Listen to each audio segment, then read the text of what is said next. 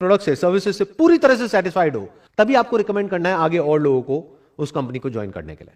अगर ऐसा एक्चुअल में हो रहा है तो वो कंपनी जेन्युइन है, लेकिन अगर ऐसा नहीं हो रहा है तो वो एक स्कैम है। और ये सब तो वो है जो रूल्स में क्लियरली लिखा हुआ है कि ये करना गलत है। इसके अलावा ऐसी बहुत सारी चीजें हैं जो बहुत सारी एमएलएम कंपनीज में होती है, जो हो सकता है लीगली सही है लेकिन एथिकली बिल्कुल गलत है। मतलब कि अगर कोई भी डायरेक्ट सेलिंग कंपनी है जिसका एक डायरेक्ट सेलर्स का नेटवर्क है, तो स्ट्रक्चर में सारे लोगों को सिर्फ तब बेनिफिट हो सकता है जब जो प्रोडक्ट है वो सर्विस है उसकी अपने आप में इतनी वर्थ है कि अगर एक इंसान वहां से 1 रुपए भी ना कमाए तब भी उसको किसी तरह का कोई रिग्रेट ना हो कि मैंने इस कंपनी को ज्वाइन किया।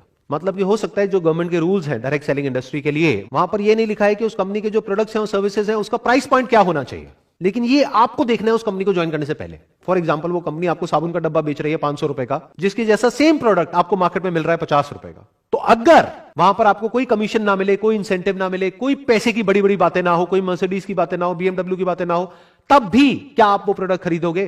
अगर तो जवाब है हां, तो वो कंपनी बहुत बढ़िया है। लेकिन अगर जवाब है ना, तो ये बिजनेस फंडामेंटली फ्लॉड है।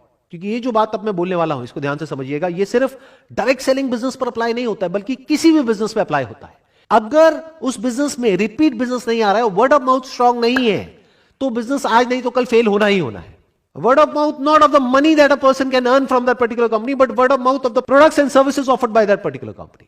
Word of mouth इस चीज का नहीं कि उस कंपनी से लोग कितना पैसा कमा रहे हैं, बल्कि इस चीज का कि उसके प्रोडक्ट्स और सर्विसेज कितने अच्छे हैं। अगर एक्चुअल में उस कंपनी के प्रोडक्ट्स और सर्विसेज अच्छे हैं, कॉम्पिटिटिवली प्राइस्ड हैं, और अगर आप खुद अपने घर में उन प्रोडक्ट्स को बार बार यूज कर सकते हो, तो ये बिजनेस लॉन्ग टर्म में सक्सेसफुल हो सकता है। लेकिन अगर उस कंपनी के जो प्रोडक्ट्स हैं और सर्विसेज हैं उसमें दम नहीं है, तो बिजनेस ने आज नहीं तो कल फेल होना ही होना है। और यही सबसे बड़ा फर्क है एक जेन्युइन कंपनी में और स्कैम में।